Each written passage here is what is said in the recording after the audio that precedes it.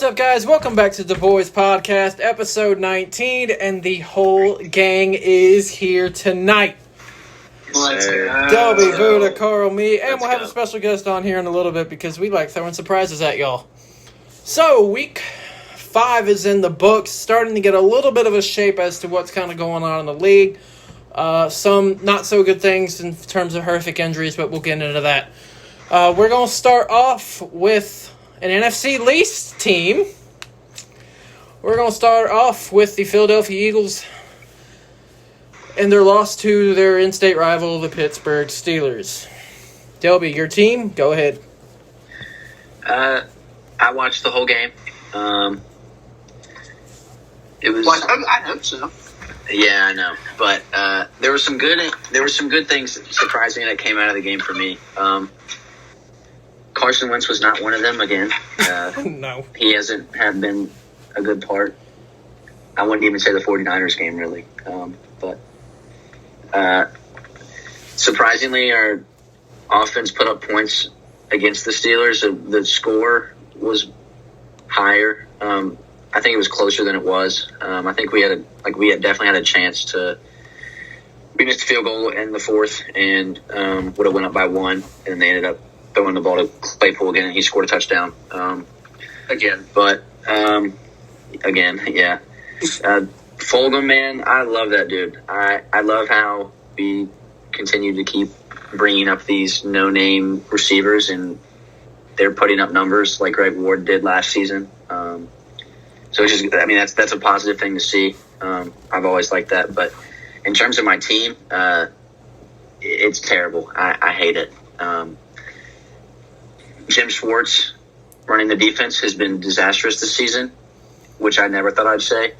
Doug Peterson calling the plays has been trash. We need an offensive coordinator in there immediately. And I think we need to put in Jalen Hurts for a drive or two, see what he's made of. I mean, he made one pass, I think, last game for what I saw. But that's not enough. I don't think that's enough. I don't think if Wentz goes down and then we just throw him in there, he's going to, with no experience, he's not going to be amazing, but I'd like to see him get in some reps on the field. And then the defense isn't bad. It's just injuries, man. Injuries have just killed us this year. But with what I've been seeing, I still don't think we'd be a contender if we got everyone back. I really don't believe so. I mean, we might be a contender for the division because the division's so bad, but as far as Super Bowl, no. But that's all I have to say. Yeah, I'm gonna let Buddha give his kind of response, and then Carl and I are gonna go into stats. Man, why do you always gotta set me up to make it seem like I'm just gonna talk bad about them Eagles, man? You do really? You do a lot of the time. Hey. You do. Listen. You know, keep hearing this talk of the NFC least, these horrible teams, but how every single team is bad. I'll go into more detail about my team. I don't think my team's bad. I don't think we can be considered bad yet. Stop. Hasn't even been half the season yet, so we don't know nothing about the NFL right now. But with the Eagles, we do know for one thing about the Philadelphia Eagles. They just lost to the Giants. They are, in fact, hot garbage. They are. And it's not y'all's fault. It's the organization's fault for not picking up players and y'all continuing to have to use these practice players. We are terrible at drafting players. Terrible. I mean, Rigger's a dog. Rigger's a dog. Y'all getting he's hurt, but I'm saying that's enough though. We are terrible at drafting.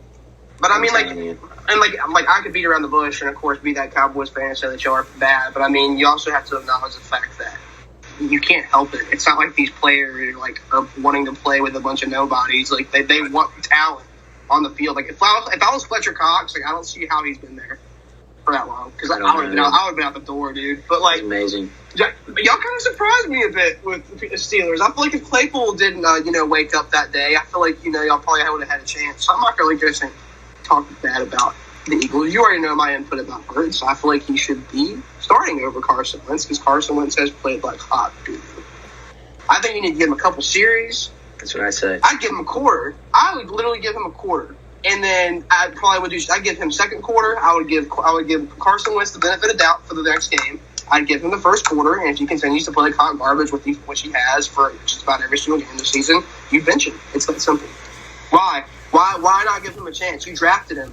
Like in the second round. I'm with you. I just don't think. I think a quarter is too much because if Jalen doesn't play good in that quarter, then we're down, and then you put Wentz in to try to get us back, and I don't think that's going to happen. So. And I definitely wouldn't do it. But at that point, I definitely wouldn't do it next game because you're playing the Ravens. So good. Well, you got to figure something out. This three-game stretch has been brutal. Dude, I'm just glad we won a game. If y'all are smart, people talked about this with Dalton, and we're going to see whether or not he truly is a good quarterback going into this, because a lot of backups will come into these games. They'll do well solely because of the fact that the defenses hasn't been studying them the whole week. Mm-hmm. It's a completely different look. So I would put Hurts in for this next game, dude, because they haven't got film on him. They got zero. Like, they got one pass. Imitating Lamar at practice for the scout team. Yeah, I expected that. So. Hey, I would throw it at him. I'd throw it at him immediately, yeah. I take back what I said. Not second quarter, first quarter. And now Carl and I get to throw stats at everybody. The Steelers defeated the Eagles 38-29. Chase Claypool, as Buddha talked about, was unconscious. I'll take the Eagles. Carl will take Pittsburgh. All right, Ben Roethlisberger, 27 for 34. Highly efficient day. And 3 touchdowns, no picks, 239 yards. Ray McLeod. Yeah, we all had Ray McLeod leading the Steelers in rushing yards. He used to play for us, and he sucked. He got 58 yards on one of those carries, though. James Conner went for 44 and a score. Chase Claypool, 11 targets, 7 catches, 110 yards, 3 touchdowns through the air. Also added 1 on the ground. Nobody else really got involved all that much. Eric Ebron, Juju, and James Washington all had more than 3 catches. And on the defense, Mike Hilton had 8 tackles because it seems to be a theme that cornerbacks are going to lead the league in tackles this season. He also had a sack. And Nelson had 2 picks to round out the defense. All right, going on to Delby's Eagles. Carson Wentz, as we've talked about, 20 of 35, 258, 2 touchdowns, 2 interceptions again. I think that's up to 9, 10 now? Yep. He's thrown 7 at maximum every year of his career, and now he's already past that, and we haven't even gotten halfway yet. He had Miles Sanders added 80 yards and 2 touchdowns on 11 carries. Just something about those Penn State running backs. That's right. Travis Fulgham, office pull, catches up again. Surprised he's still available in some leagues if he keeps producing like this. 10 catches, 152 yards on a score. And Duke Riley added 12 tackles because that's who we had leading the Eagles in tackles. Yeah, no. As far as next week, as we said, the Eagles are back at Lincoln Financial Field, which is hosting fans, which is probably not a good idea if the Eagles are playing this bad. They are hosting the Baltimore Ravens, and one of the games of the week next week, it is the Steelers traveling to Cleveland to take on the Red Hot Browns. Browns, baby.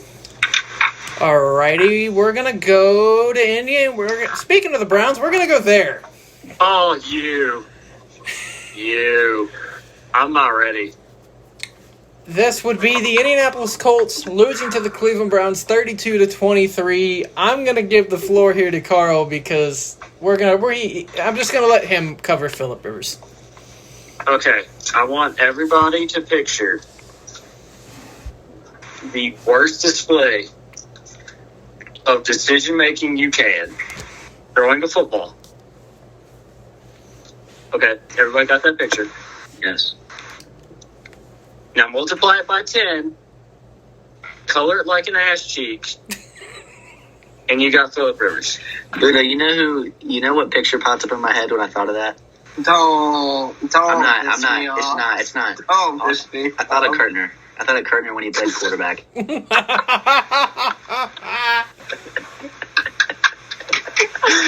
And you times it by 10.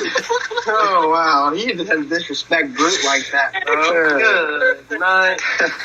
My goodness. Oh. But yeah, Nobody listens. Overall, we just don't have it clicking. We just don't have it clicking right now. The defense got exposed. Darius Leonard wasn't playing. Not that missing one player should make that big of a difference, but it does. We couldn't stop Baker Mayfield, which is probably the grossest thing that I've said all day. It's okay, we couldn't either. So. It's just, If Phillip Rivers keeps turning the ball over, we're not going to win games. It's just that simple. I gotta say, and this is kind of the same case as Delby is in, give Jacob Eason a couple possessions. I'm not totally opposed to that. Who's your backup? Right now, it's Jacoby Brissett. But That's what I was about to say. What's wrong with Jacoby? I think I need to give Jacoby a shot. Who's the other one? I'm going to pay him. He is their 4th-round draft pick, Jacob Eason out of Washington, who should have been going in the 2nd round, so the Colts got him for a steal. My thing is, Jacoby Brissett last year, wasn't he making really good throws and was playing well for a short period of time? Yeah, he started the season last year throwing. I remember that throw where Eric Ebron made that crazy catch. I remember that was the highlight of the year. Yeah, he started out last season really well, and then it kind of tuckered out towards the end. I will say I'm very happy that we drafted Jonathan Taylor. Yeah, he's a dog. He's gonna be a good player. Making the offense look not as bad because he's running really efficiently at almost 4.5. Here's what I will say, and I have been saying it for a while, and then we'll dive into stats. Phillip Rivers has to force the ball to T.Y. because y'all don't got anybody else catch the ball. I have T.Y. on my fantasy, dude. He's been a letdown. It's been down. He hasn't scored a touchdown since Andrew Luck was there. Yeah. I'm not just coming out the Colts to come at them, but, I am. y'all got to find a 1st-round receiver. No 2nd-round draft picks. Y'all need to go and either draft a receiver at your 1st-round pick this year, or you need to trade up and try to go get one of the top ones. Didn't one of your good receivers, tear his Achilles or something like that at the first game? Or am I wrong? I know you had, a lot of injuries your first game, but... Before the start of the season. Okay. Yeah. And, sorry, y'all are, skipping around. And I didn't know if y'all were done talking yet. But no, Michael Pittman went down with some weird, calf injury that's, very rare. But he should be back by the end of the season if we're still in contention and need to get him time. Because we're not going to rush him back if it's not going to matter. Yeah, I'll take Cleveland, and Carl will take his team, and then y'all can give y'all's input wherever you want to. As far as for the Cleveland Browns, Baker Mayfield wasn't special, but when Phillip Rivers decides to be an ass cheek, don't need to be. 21 of 37, 247, 2 touchdowns, 2 interceptions. Kareem Hunt led the way on the ground with 72 yards on 20 carries. There was no Nick Chubb in this game as he had an injury. Jarvis Landry led them in receiving with 4 catches for 88 yards. Rashard Higgins and Kareem Hunt caught Baker's 2 touchdown passes, and the interceptions went to Rodney Harrison, and then the greatest name that I've ever seen. His name is Sheldrick Redwine. Yep. Picked off Phillip Rivers. It's almost as good as Rocky Sin. Don't disrespect my boy Rocky Sin. I'll let Carl take the Colts stats. Phillip Rivers, 21 for 33, 243 yards, 2 dreadful interceptions. Just go back and watch them. They're terrible. Jonathan Taylor, 12 carries, 57 yards, and a touchdown. T.Y. Hilton led the way. He was the only Colt that had over 2 catches. So he had 6 catches for 69 yards. Zach Pascal didn't do much. Nobody else really did a whole lot offensively. And on the defense, Bobby Ukariki with 10 total tackles and an interception 4 days after having thumb surgery, and he had a giant cast on. As far as next week, as we talked about, Browns going to Pittsburgh to take that crazy good matchup. We'll talk about predictions at the end. And the Colts are hosting Joe Burrow and the Bengals. The Browns are not as good as their record. Agreed. I do agree. Because they haven't played anybody. They played the Bengals, which Joe Burrow's good, but the Bengals aren't good. They played the Cowboys. Cowboys got an explosive offense with their defense. They just ate it up, their defense. The Colts are okay, like Carl said. But Phillip Rivers played butt, and they played the Ravens and got killed. So, oh boy, I might be missing their game. But hey, Carl. Yeah, It's time. Is it time? Yep. There's about to be a lot of hair in this podcast. Let's go. Not me. I got a haircut today. Oh, yeah, he did.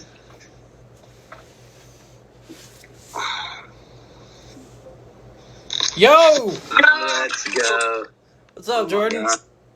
How's it going? Good, man. Jordan, why does your voice sound so manly? Your voice ain't that deep, son. Hey, man. Just jumping in the podcast and you already roasted All right. it, dog. I All right. Sandwich, is it Jersey time? Hold on. Oh, boy. He's going to the Jersey Wall. Who's his team? Minnesota. He's a Vikings fan. That's a hard line. Oh, go! Go! I told y'all who his team was the other day. I forgot. Hey, thank you for Everson Griffin. Yeah, for absolutely nothing because you can't produce worth crap. Yeah, that's tough. Chill. Gosh, dude. Get off him, Buddha. He just got here. What? I can't decide Anyway, what jersey to go with. Jordan, that is Buddha, that is Delby, Cowboys, as you can tell, Eagles. Okay, the fun rivalry. Oh, yeah, it definitely gets interesting up and around here. It's just interesting at, like, Trying to figure out what jersey to wear. I can't decide. the breath that Delby takes, and it's That's just bad. hard. And it just starts something. It's bad. Okay. I think I'm going color rush Kyle Rudolph. Nice. Oh, you're not going to go with primetime Kirk Cousins? Hey, chill. Don't seriously. Buddha, get off him, bro. But it's his name. It's his nickname. Primetime Kirk, man. I added him to my fantasy team because of the Dak injury, I so hope he he better comes be at playing. you. I hope he comes at you because Dude, man, it'd be Pat awesome to have McAfee- another person Pat come to you. McAfee literally calls him primetime Kirk. It's so disrespect. Oh, my God. Oh, my God. Jordan, I'm so sorry. Oh, man. All this is like unedited going on the podcast, too. Like, I don't care. I've already saw Cliff Rivers and Ash Cheek 4 times, so. It happens. I- All right. All right. Where are we at? What did y'all just do so far? Went over we Philadelphia ran and... through We ran through the Eagles being not great and Yeah. being an ass cheek. Okay, but hot topics right now. Yeah, Okay. and you know, since you're here and since you're new, and I know you have your own opinions because we've talked about them, let's go to Seattle. Oh, no. Oh. They're just pooping on him, dude. No, I we're mean, just going straight at it. well, to be fair, I Yeah. mean, this was going to be the first game when he got in here anyway, so. Yeah. That's true. So they're good, obviously, but like it's just frustrating. I think that game was super frustrating from a Vikings standpoint because we dominated 58 minutes of the game, and the 1 minute and 53 seconds they scored 21 points. That was great. What a lovely time to be a Vikings fan. To see in 1 minute and 53 seconds we lost Dalvin Cook, had a fumble, a pick, and gave up 21 points. So that was like peak Vikings for 2 minutes. Like Peak 2020 Minnesota. Yeah. You got Madison though. Madison ain't a bad backup. is not bad, but don't know if I know I've talked to Carl and Ian about this. Don't know if y'all seen the screenshot of that 4th and inches play call by Mike Zimmer. I honestly 100% supported the decision because we're a 1-4 football team. You get the first down, Russell Wilson doesn't see the field, you win the game. You kick the field goal, you go into overtime because we're not going to stop Russ if he wants to. But on that 4th down and inches run, Madison has you could drive a truck through the gap. If he just bounces it out right past DJ Ham, there's nobody. It's a walk-in touchdown. He runs In his prime, could have ran for 30 yards. Yeah. Anyway, I don't know. I couldn't have made it. Madison's not an elusive runner. He's a power runner. And he just thought he was going to bowl over Bobby Wagner, and that just did not happen. Yeah, because he just Yeah. you know. I've seen. I could have ran through that hole. He doesn't have he's not the vision that Dalvin has, and Dalvin, if that's Dalvin, It's Dalvin Cook. It's nasty. it was tough because that's the screenshot of that was just it was so tough to look at because it was It was such Especially a huge. considering y'all were a 1-win team going against one of the best teams in the NFL, and you played them The that well. MVP of the NFL, dude. But MVP. yeah, and we held him in check. Really, that's the frustrating part. Is like we held him in check, and then we honestly still should have won the game. But Cameron Dantzler completely blew a coverage on DK. It was 4th and 10.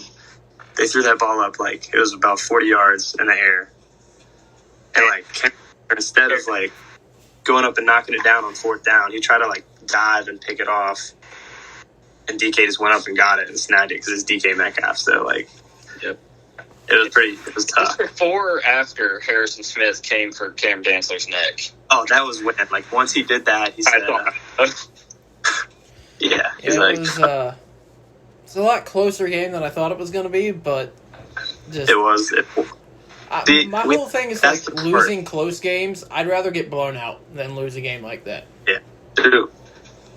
Obviously, I don't know if y'all are as familiar with the Vikings history as me, but this season reminds me of 2013, and that's tough because like that was the last year of Leslie Frazier, and it was just the team basically was always in it, lost every game at the end when it mattered, and that's just like I love Zimmer, but it's almost like the team just isn't.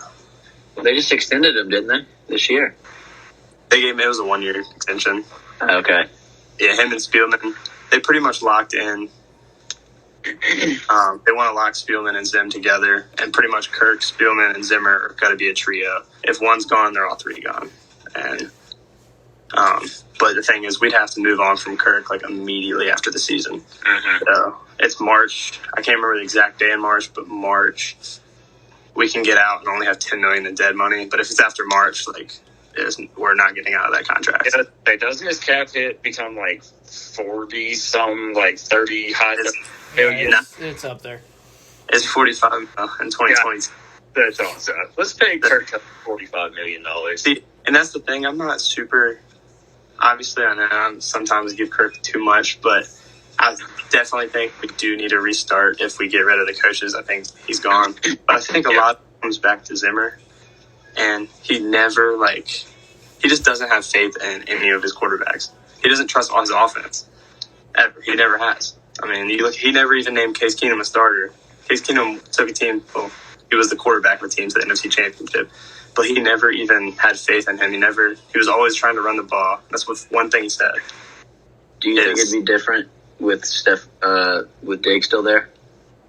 I think it would be because, one, I will say that's the most frustrating part of the season is watching your young, offensive-minded coach leave, go to the most dysfunctional organization in football, and be 4-1 while you're stuck to your old head defensive coordinator who's 1-4 and doesn't want to change the way he teams games. Yeah. He wants to play good defense and run the ball. But when your defense is trash and you run the ball, you're going to lose by 20. Yeah. There's somebody else in here that knows about that. Yeah. Well, we were... yeah. Y'all might have that part worse than us, but it's just frustrating because, definitely had high expectations this season, and we should have with the talent. So it's just I don't know. It's almost like the team just doesn't have the fight in it used to have. And a lot of that, because you mentioned my boy Everson Griffin, and I 100% think that's, if I had to say one player, that's the reason we're not good. Because he might not be as good as he once was on the field, but he was the soul of our defense. He gave the pregame speech every week. He was everything about him. He was the voice. Oh, I believe you because he's always the first to be cheering on the sideline, but the last to make a play. So I guess it is what it is. Yeah, but he because I don't know if y'all remember a couple years ago when he would miss time. Everson Griffin had he went basically psycho for 3 weeks. Yeah. He missed the game. It was the Bills game a couple years ago when Josh Allen just completely dismantled us, our defense. I don't know if anyone else remembers that, but it was we were an 18-point favorite to the Bills, one of the biggest spread in the entire league in a long time because we had high expectations that year. We lost by 20-something points to the Bills because Everson Griffin wasn't there, and it was our defense that had no heart, and it's kind of exactly like that now. Yeah. Yeah. I'm just looking at Dobie's Christmas lights. Yes. Just to kind of like dive into Kirk for a second, or just stat wise, Cousins was 27 of 39 for 249, 2 touchdowns, 1 pick. Not bad. Alexander Mattison, 112 yards on 20 carries. Dalvin Cook, 65 yards, touchdown on 17 before he unfortunately got hurt. Dalvin was cooking, and that is what sucks. And he's been cooking all season. Yeah. I don't know if you've seen the gap that he has in rushing yardage right now. Yeah. And he didn't even second half. Yeah. Adam Thielen, 80 yards, 2 touchdowns, 9 catches. Eric Wilson added an interception for Minnesota. Carl, I'll let you take Seattle. All right. MVP frontrunner Russell Wilson, 20 for 32, 217 yards, 3 touchdowns. Actually threw an interception. Good job, defense. Eric Wilson. Wilson on Wilson. Wilson on Wilson crime. Russell Wilson also led the Seahawks in rushing with 58 yards. Chris Carson had 52 and a touchdown. DK Metcalf, 11 targets, brought in 6 of them for 93 yards and 2 scores. Will Dissly brought in the other touchdown. On the defensive side of the ball, AJ Wright. Cut on.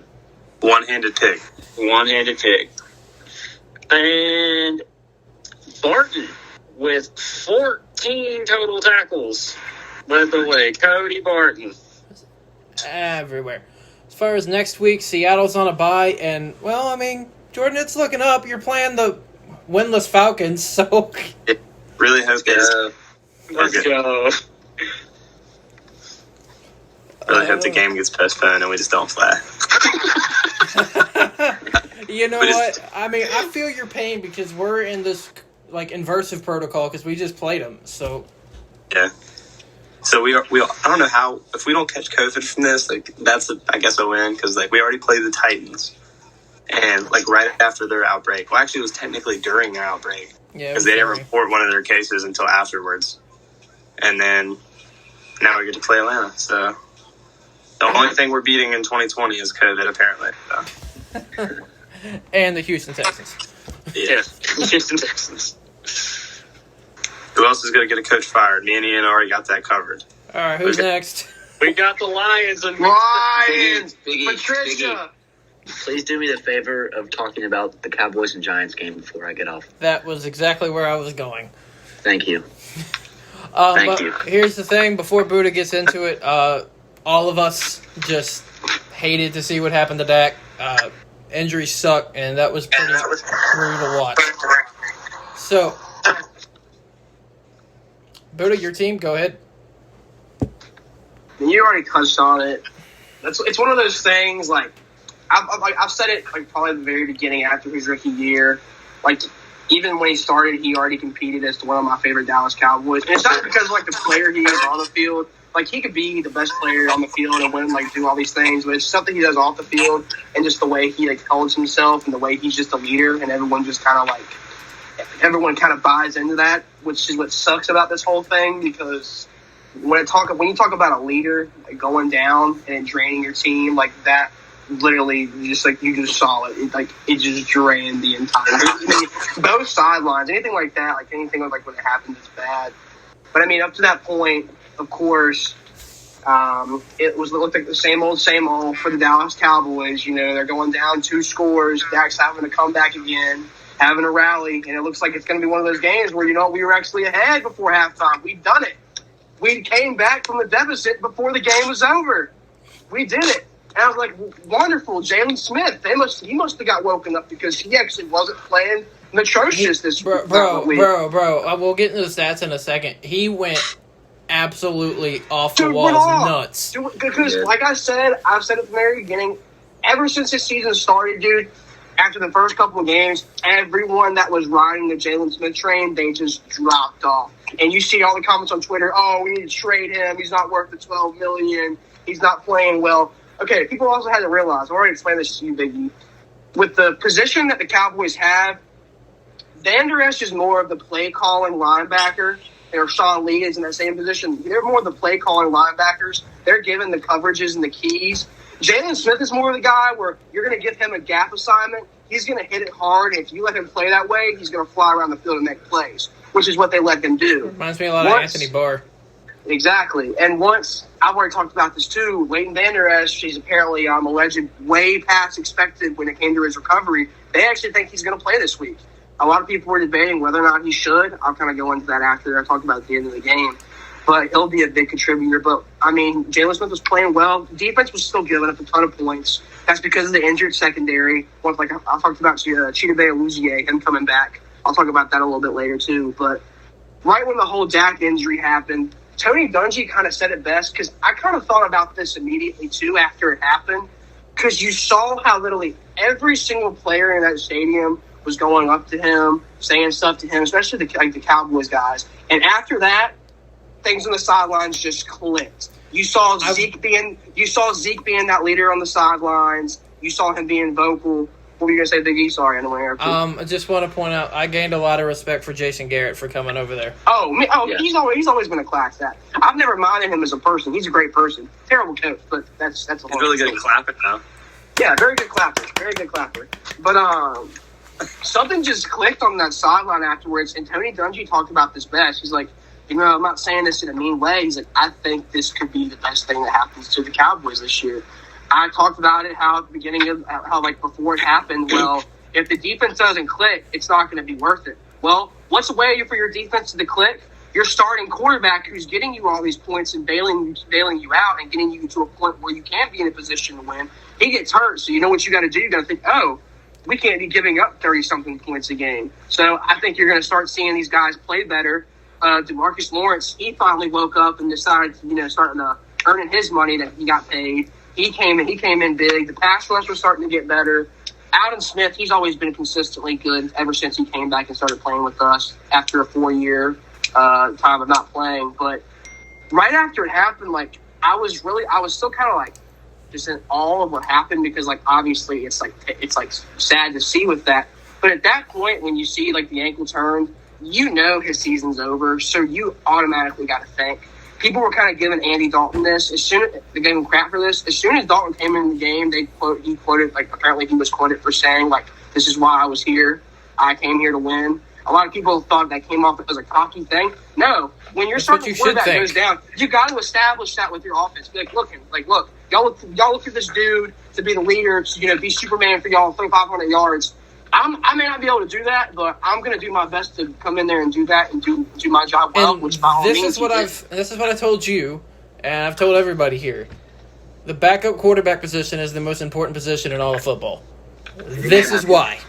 Exactly, and I think now, obviously Zeke's always been the leader role, but when you think of the true leader on that team, you think Dak. I think Zeke's going to wake up. He hasn't had, the best year this year. He's had spurts where he's looked like the best running back in the league. He's had spurts where he hasn't been. That comes from the offensive line not playing as well, which a lot of people have made a point. To be fair, your offensive line has been like peewee players, but... Which a lot of people have made the point, you can say all you want to that, Zeke's going to wake up and try to be the leader now of this team, and, it's going to be Zeke's team now. But do you think that their offensive line magically got better overnight? No, I don't think that. But I think that offensive line coach, I think they're starting to sort of build up what's the best way to put these guys in the position to play well. They got Zach Martin running tackle a lot more now, which is something that he's never done before, but he is doing a great job. We put a undrafted free agent rookie. He's the center now. He's explosive. He's got a lot of energy. He's not the biggest guy out there, but he's one of those guys where he's going to get to the second level. He's gonna get linebackers. To be fair, he did play at Wisconsin, who's known for putting offensive linemen in the league. Exactly. So a lot of people are. You got the two kinds of Cowboys fans. You have the one they're thinking, okay, we need to tank and get a good draft pick, work on the secondary, work on the defense, because Dak's out, so the season's over. I don't think that. The NFC East is easily winnable, and the NFC East knows out of anybody that if you get in, you got a chance. That's all that matters. I don't care how bad people say Dallas is. I tell Delby this all the time. I want the Eagles to be successful. I want us to have a competitive league. But if we end up getting, people were talking bad saying that, this one team in the NFC East is going to get handed a first-round playoff bid, first-round bye, whatnot, and they're going to get a home playoff game. People were thinking, these teams that are going to be 7-9, 8-8, they're going to get it in. Either way, if that happens with Dallas, which I think Dallas will, I'll go ahead and be the first one to say this. I'm not trying to boost hype up my team. I'll be able to say this more confidently after this week if Dalton continues to play well and our defense shows more signs of life. But I think we will be better than 8-8. I think we'll be better than 500, and that's just what I think. So that's really all I have to say. Stop. Because once Here we go. I'll tell you why. I'll tell you why. Dallas is going to start to realize that you got to be 50-50 with what you play calling for offense, running, passing, and then defense will click. Once Louisiana comes back, Van Der Esch comes back, Lee comes back. Oh, I can't wait for week 8. Players. Oh, I can't wait. So that's all I have to say. Can I rebuttal that? Yeah, Please. please. Okay, Buddha. Carl and Jordan are There are just going to be watching. some things that I say here that I do not want you to get upset about because it's going to seem like I'm That's where we're being, going to like, go wrong mean, here. but I'm not. Okay? It's just take it as it is. First of all, the Dallas Cowboys, and Jerry Jones in particular, have screwed Dak Prescott. Bad. They didn't give him a long-term deal. Now he's sitting here They did. without getting They paid. did. And his He bet on future is in himself. jeopardy. His future, He bet on himself. His career Oh my is in God. jeopardy, and he isn't paid.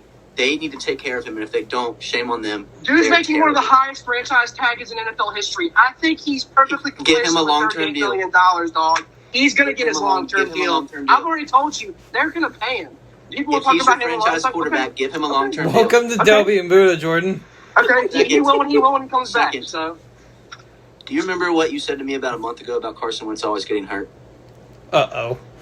yeah, And I said, you better not hope Dak Prescott gets hurt. Well, he's hurt. and you know who we have as a backup quarterback? Congratulations. The Red Rocket, baby. Congratulations. He hasn't proved anything. You guys were losing He's gone to the 3 Giants. Pro Bowls with the Bungles. What do you You guys mean? were he losing hasn't to the proven Giants anything? with Dak Prescott in the game. You are not finishing over 8-8. Okay, we'll The see. Dallas bud. Cowboys secondary Well, is honestly maybe worse than the Eagles. We'll which see is once nuts. Louisiana comes back. We'll see. Here's Wow. my thing. You got a great team. Zeke should be the leader of the team. He should step it up. The receivers will be there.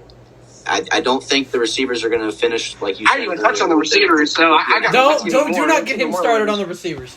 Do not get him started. I just don't see.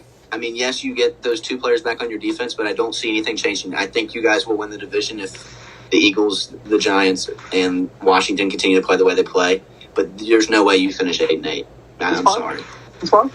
But then again, I said could better be than wrong. 8-8. I could be wrong. I just said don't better- see I it said anyway. better than You lost. 8-8. You lost one of the best quarterbacks. I mean, the reason why y'all were coming back in those games was because Dak was airing it out, and I don't think Andy Dalton or anyone else in We're the not NFL denying maybe that.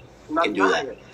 But I'm just we're saying. going to start putting ourselves in situations where we're not going to start coming. Now you're going to have to rely on the run game a little bit more. more, where your offensive line is depleted. Oh, and I just why? don't think Why do we have to rely on the run game? because more? Andy Michael Dalton can't Gallup, throw Amari 60 Cooper, passes a and game CeeDee like Lamb. Dak Prescott. Okay. Why am I asking you Okay. All right.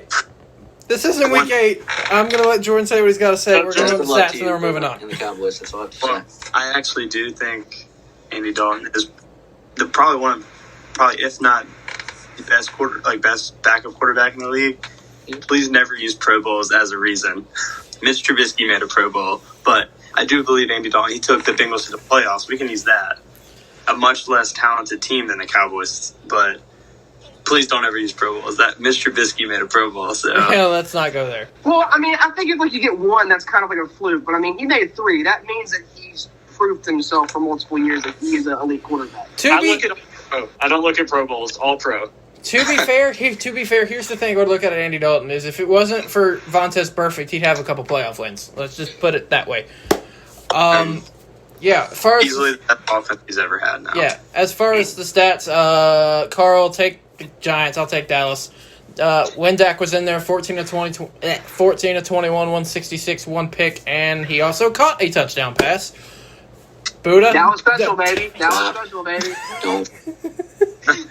As far as Andy Dalton, he came into relief 9 of 11, 111, and Zeke added 91 yards and 2 scores on 19 carries. CeeDee Lamb, 124 yards receiving on 8 catches. Jalen Smith, as we talked about, 14 tackles, half sack. Anyone listen to this podcast knows that we don't believe in half sacks around here. That's 1 sack and 3 tackles for loss. Okay. For some reason, we probably shouldn't say we don't believe in half sacks. That doesn't sound right, guys. We just okay. Carl, don't do it. I swear. That still exists. Stop. Okay, well, when Danny Dimes drops and Jalen Smith just happens to land on top of him, that's half a sack. He doesn't deserve to get a sack. You don't get it. Daniel Jones, 20 for 33, 222 yards. Devonta Freeman, comeback season, 17 carries for 60 and a score. Looks pretty good. He was looking good that game. Doesn't look bad. Darius Slayton, 8 catches, 129 yards. And it was a good game for him. Dallas was having some trouble, but as Buddha has said, Awuzie coming back is going to help that secondary a lot. They still have no safeties on this team, but it's okay. And Colbert led the way. Nope, Logan Ryan led the way with 9 tackles. And Dalvin Tomlinson got a sack. Kyler Fackrell with a pick 6 early on. Kind of set the tone for the way the game was going to go until the end. And next week, the Cowboys are hosting Arizona, while the game of the year is happening in Washington as the football team is hosting the Giants. Let's go. So great, we get it twice. Yeah, I know, right? All right, Biggie. You get enough, Mer? All right. All right, see you, Dobby. Toby. See ya. Take care. Dobby. Thanks for joining. Later, dog. Yes, sir. Well, that was adventurous. We've done 4 games In in 50 minutes. Anyway, we're going to go to the next game. Might as well. Let's go to Atlanta. The streak is over. Finally. Carolina breaks the 5-year curse in Atlanta, 23-16. That game was not that close. Dan Quinn, bye-bye. That wasn't good. Even though Falcons aren't a very good team, Carolina gets their first win in Atlanta in 5 years. They win their 3rd in a row under leadership of former Vikings quarterback Teddy Two Gloves.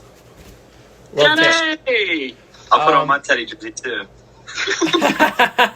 We all need a Teddy Hey, jersey. no, what's going to happen is Jordan's going to wear... I'm just kidding. You wouldn't do that. You wouldn't wear your Teddy Vikings jersey the day that we play you, would you? Can't, not the day of. I'm messing with you.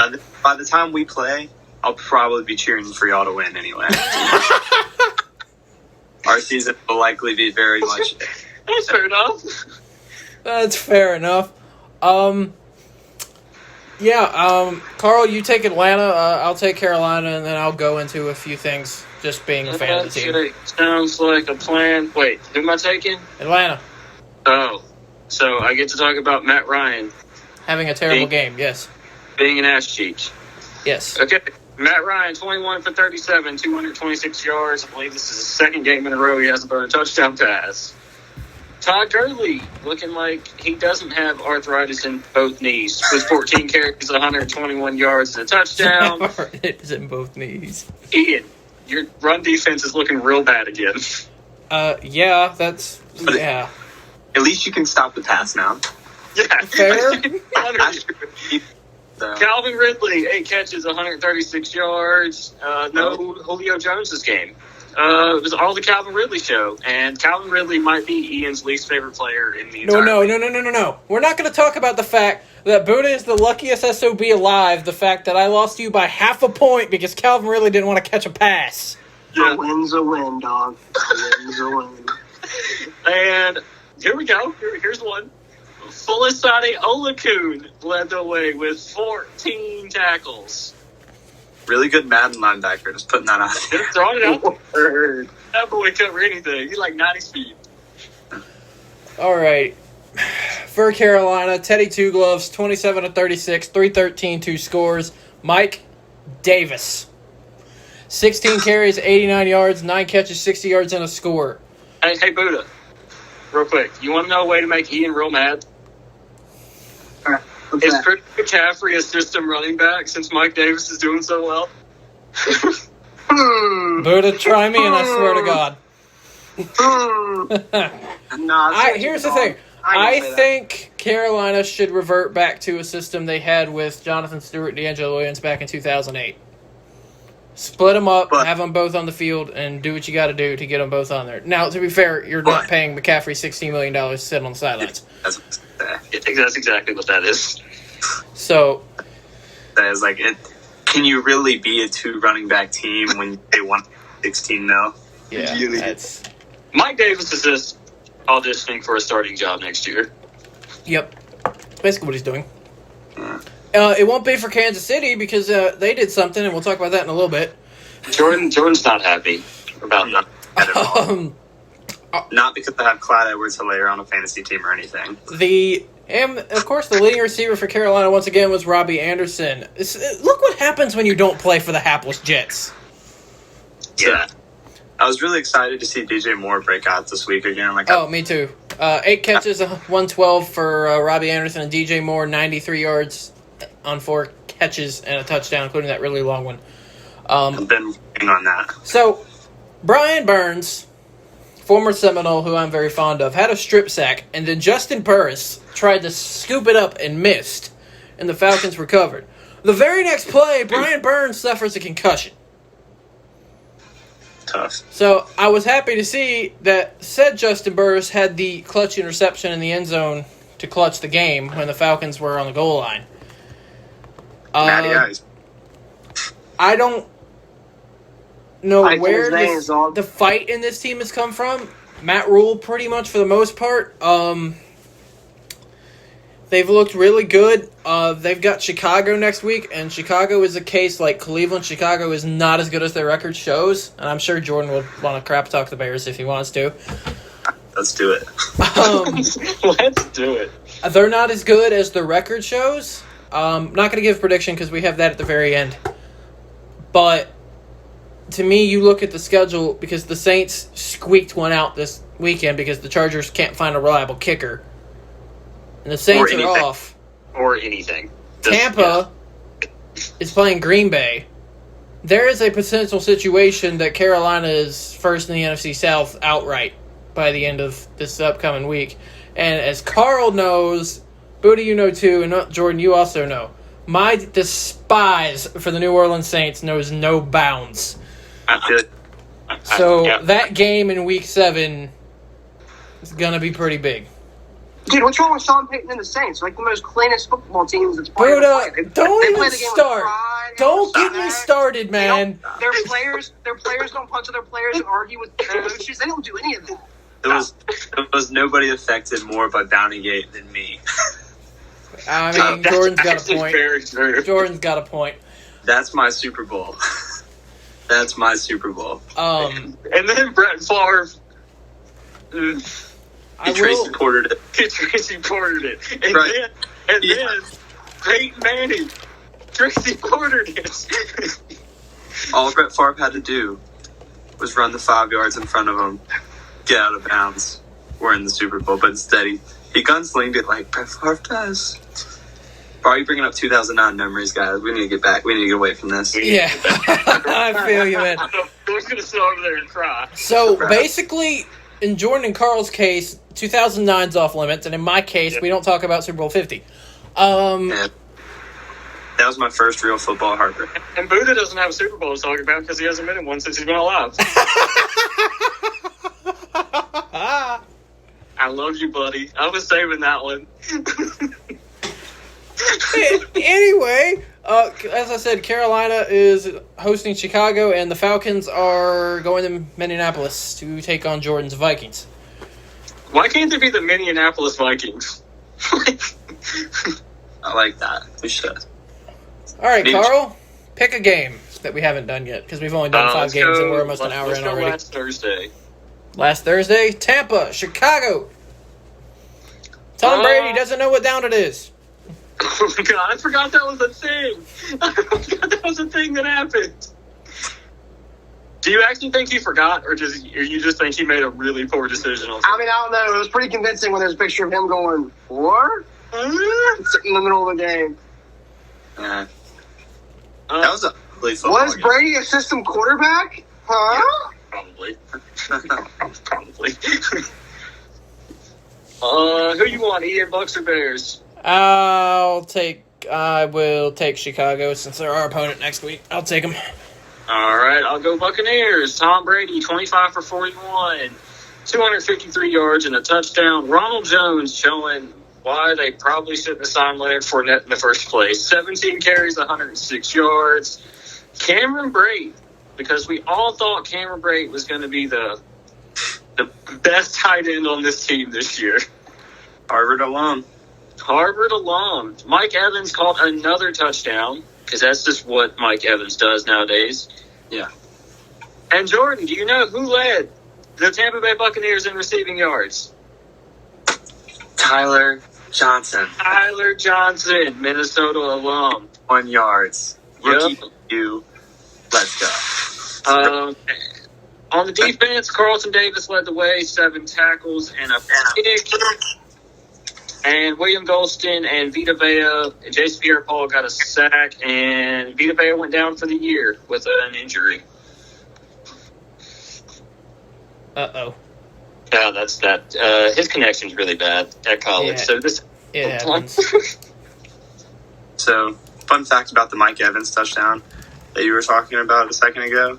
Him and Dalvin are the only players to score a touchdown in every game so far this season. That's impressive. So Jordan, real quick, what's going to happen this weekend? Because I keep saying Dalvin's going to play. Dalvin's not practicing. Dalvin's Not playing. Okay. We have a bye week, week 7. Be really stupid to trot Dalvin out there. Especially against a winless football team. Yeah. If we play Dalvin, we probably win the game, and the goal should be to not. No, I'm just kidding. But Game. No, I do think Dalvin sitting would be a great decision. One, because Madison looked fine last week in the system, and there's no need to hurt Dalvin. I mean, our season probably, it is over pretty much, like 98%. So really no need to rush him out there and get him hurt when you already have your superstar on defense injured right now and out for the most likely the season. So it would be really unfortunate if we put Dalvin out there and he made his injury even more serious. And Atlanta's secondary is complete doo-doo. So Yeah, it's garbage. let's just throw the ball, please. Let's just throw the ball to Justin Jefferson and Adam Thielen and be done with it. And that was my biggest complaint against Seattle. I mean, we ran the ball well, but Seattle, their secondary is atrocious. They're the worst secondary in the league, statistically. And that's why I was kind of upset with the game plan when we went to we did control the game and dominated the game with the run, but they didn't let our offense do what it can. Because the most frustrating part to me as a Vikings fan right now with the system that we're doing is the fact that you gave a quarterback all this money. You drafted a receiver in the first round. You signed Adam Thielen to an extension. You re-signed Kyle Rudolph to an extension. You drafted Irv Smith in the second round. And then you're going to call yourself a running football team and not pass when you need to. If you want to do that, that's great. But use the money to benefit that. Don't go spend all this money on your pass game that you're not even going to use. Agreed. That's the most frustrating part to me is because you put so much into things that just weren't. It's not necessary if that's not how you're going to play. Because you watch Kirk Cousins now and you watch him in Washington, it's not the same quarterback. No. He doesn't have any. It doesn't. He's not. Doesn't have the passion anymore. He's not. They're not letting him be. If that makes sense. Because in Washington he carried a football team, and in here we're asking him to manage it, and that's not really Kirk's play style. No. It's just not working. No. It's Kubiak. It's under Stefanski, it worked, but under Kubiak, it is just not working. It's a horrible fit. No. I agree. Oh. Got something to show you, by the way. And yes, I actually have a belt for the wrestling chat. It's technically yours right now. Champ. Alright, back to topic. I'll take the Chicago Bears. Nick Foles, 30 of 42, 243, 1 touchdown, 1 interception. Bears running game, it's not even worth talking about. It's non-existent. Cordell Patterson. Yeah, Cordell Patterson, who's playing running back. Good old Chicago. Could have been his whole career, by the way. Just putting that out there. Yeah. I definitely agree. Allen Robinson led the way, 10 catches for 90 yards. Jimmy Graham had a ridiculous one-handed touchdown catch. And Kyle Fuller about ended a man's career. Killed a man. That was a review fumble, but it was one, and it was recovered by Robert Quinn. Chicago did enough to win this game, but as I've said, they are not a good football team. It was a very ugly game. They're 4-1, but it's... Just wait until they got to play the Packers. That's all I got to say about that. They have... Their team overall isn't, like, terrible. Like, their pass defense is honestly, like, really good. Like, well, obviously, when you have Khalil Mack rushing the passer, that's going to be huge. I don't know. I've probably followed the Bears more so than a lot of people is because division opponent. But Jalen Johnson has been, like, balling out. Jalen Johnson's been a bad man. Like, he's been one of the best, like, rookie corners probably in this entire draft class. So up to date. I mean, obviously, it's way early. I'm not saying he will be, but as of right now, he's looked tremendous in that secondary, and that's the biggest key because obviously Kyle Fuller is going to do his thing. Khalil Mack rushing the passer, Roquan Smith, and everybody. Their defense has been playing really well. They can't stop the run, ironically, but pass-wise, they're great. And then offensively, they're still a gross football team because, like, Yeah. I know, like, there's a big mantra about Nick Foles and everything because he won the Super Bowl. He did not look that great the other day. Nick Foles doesn't do anything outside of Philadelphia. That's just a common theme. It did not look that good. It was just more so Tampa was playing that bad. Yep. And that's been a lot of cases. You look at the Bears, their wins, the Lions, the Giants, and they barely squeaked. But DeAndre Swift dropped that touchdown. The Giants, they had to they hold off on the last drive. The Falcons choked away a 16-point lead in the fourth quarter. Shocker. So, I mean, like, their wins have came on, like, these really fluke ways. And, I mean, it's something to be said when they do come out with a win. But at the same time, it's like, I don't see this team being able to hang when it matters. Agreed. As far as we've talked about, both Chicago travels to Carolina and Tampa comes back home to host Aaron Rodgers and the Green Bay Packers. Let's go to Kansas City. That's a long way to go tonight, Ian. Yeah, I know, right? Even though they got upset by a very underrated Raiders squad, like Le'Veon, come on, man. I just don't. I don't get it. Kevin Durant is. I don't get it. I don't get it, but it doesn't shock me. I mean, the Chiefs are there's- just going to unload on everybody now, so... Yeah. I mean, obviously, more talent, the better. But it's like, it's just questionable decision to me because, like, you just spent a first-round pick on a running back, which is kind of unheard of as is. Or, it's just frowned upon. And then they not only did they do that, but then they signed a running back that's going to take carries away from this running back you invested in. Yeah. So It's a weird... I mean, obviously, it's going to work because it's the Kansas City Chiefs. And, I mean, there's not a bad thing to add talent. But it's just weird for me to, like, wrap my head around the fact they did that. Yeah, I agree. Carl, I'll take Vegas. You take Kansas City. Yep. For the Raiders, they give Kansas City their first loss in almost a calendar year. Need to start talking about Derek Carr. 22 of 31, 347, 3 scores, 1 interception. Josh Jacobs, 77 yards and 2 scores. Henry Ruggs caught 2 passes for 118 yards and a touchdown, and he was sitting on Carl's bench. Nelson Aguilar continues to actually catch the ball, and Darren Waller, most underrated tight end in the league, found the end zone. Jeff Heath added a interception off of Mahomes. Speaking of Mahomes, Carl, take Patty. 22 for 43, 340 yards. Don't you love how fast Mahomes can throw for 340 yards and not even really look like he's doing anything? Yeah, I know, right? It's just Mahomes. Yeah, he also threw two touchdowns through that pick to Jeff Heath, as you said. Potentially why they're bringing in Le'Veon Bell. He only gave Edwards-Helaire 10 carries anyway. He averaged 4 yards a carry, bringing in 40 yards. Travis Kelce, 8 catches, 108 yards, and a touchdown. The other touchdown went to Sammy Watkins. On the defensive side of the ball, Ian, what happened on the defensive side of the ball? For Kansas City, the only thing I have down here is a Derek Carr turnover by Bashad Breeland. Yep. Well, I can tell you, if the Raiders scored 40 points, there was not much happening on the Kansas City. Jordan's got a point. Thing to say about the defense.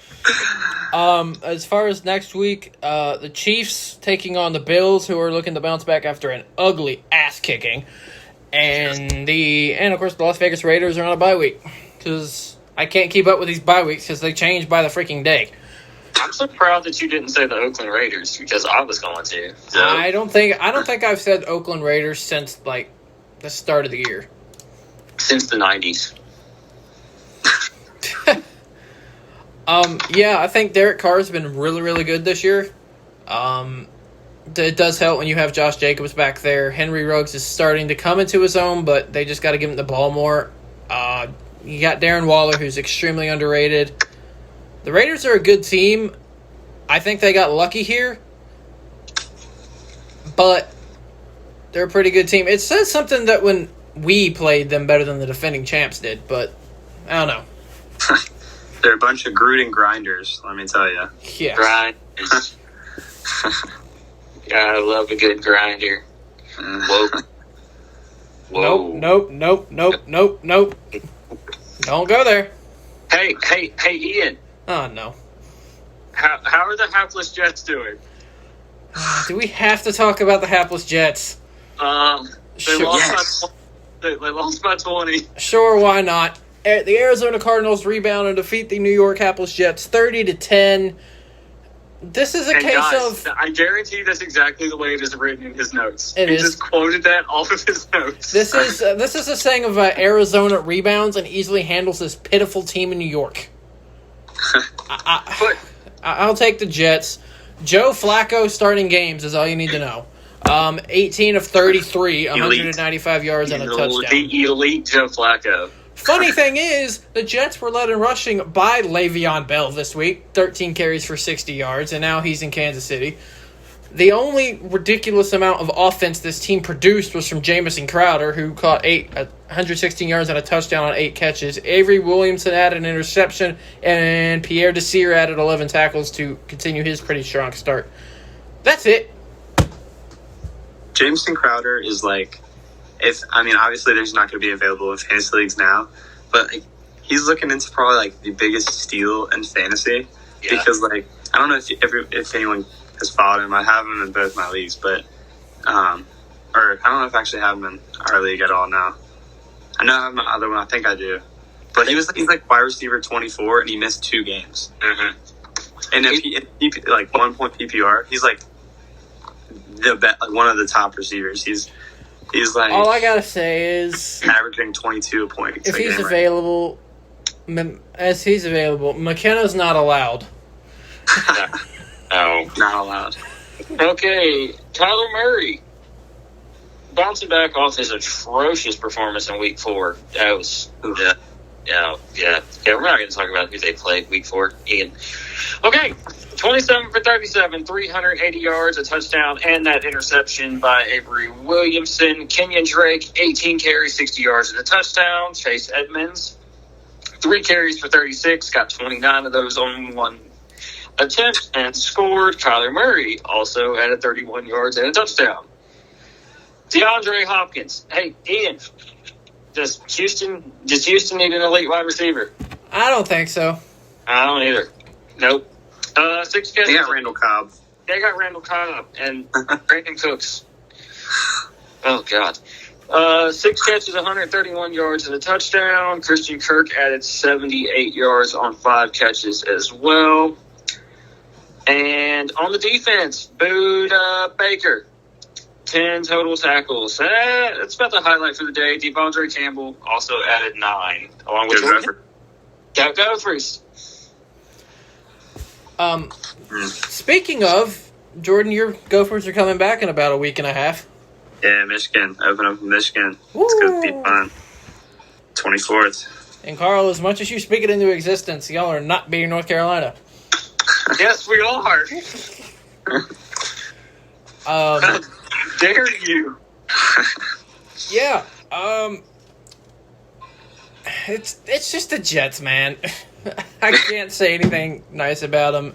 They are, as far as next week is concerned, they're traveling to Miami to face Ryan Fitzmagic and the Dolphins, and the Cardinals are going to Dallas to face the Cowboys. They're taking over in a great way. They really are. Yeah, I don't know. I heard they were actually trying to move Quentin Williams. Of course they are. Well, listening to offers on him after apparently they received a ridiculous offer last year and passed at the deadline, and now it's like they're trying to get rid of him this year. I'd take him to Carolina. Yeah, I mean, I would take him in Minnesota so we don't get rid of Shamar Stephen because, but Jordan, that's lovely. We can't Jordan, Quentin Williams cannot play right guard. We just need a wet paper bag and we'll be fine. Hopefully somebody will trip over it. Yeah.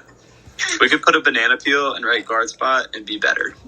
Be better. How many penalties did that man commit? That's what I want to know. It was like 3 holdings, 1 illegal man downfield, and I don't even know the amount of times he got tossed to the ground and just thrown to the side. He just gets Jerron Reed. See, in his defense, he's going against some of the best defensive tackles, but that doesn't. Again, it's just so embarrassing to watch. DeForest Buckner throwing out the screen, Jerron Reed just plow him over repeatedly throughout the game. It seems like every week there's a new Drew Samaya highlight that I just don't want. I could still think Jordan has nightmares over that Colts game. Oh. Yeah. Yeah, that's the only thing I actually remember about the game, and it sums it up perfectly, is the Drew Samaya getting thrown out the screen by DeForest Buckner. By a very angry Oregon Duck. Go Ducks. Go Ducks.